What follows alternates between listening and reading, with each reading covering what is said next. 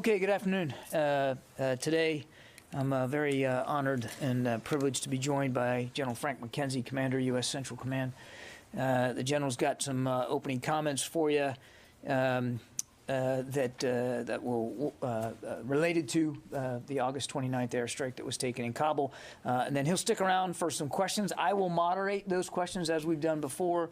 And since we got pretty much a full house here and he's had limited time, I'd ask you to keep your follow-ups to an absolute minimum so that we can be as fair as we can to everybody. When the General's done, I'll come back up and brief on some other topics as well. So with that, General McKenzie, can you hear and see me okay? John, I can hear and see you fine. How me? Over. All good here, sir.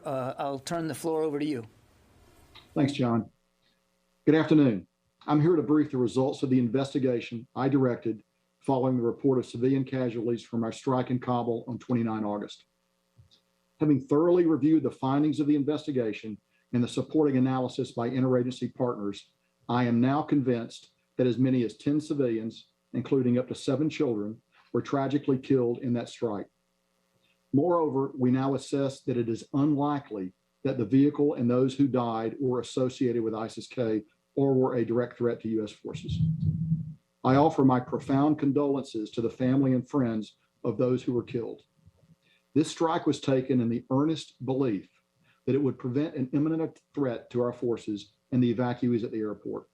But it was a mistake, and I offer my sincere apology. As the combatant commander, I am fully responsible for this strike and this tragic outcome. On August, it seems France just recalled its ambassador to the U.S. And this is a fallout from the submarine issue. So in the department, the government effort to bolster Australia's defenses and the Indo-Pacific strategy, counter China, it seems you're having growing issue with France. How concerned are you, first, about the future of defense cooperation with France? And was the French government notified ahead of time of this move?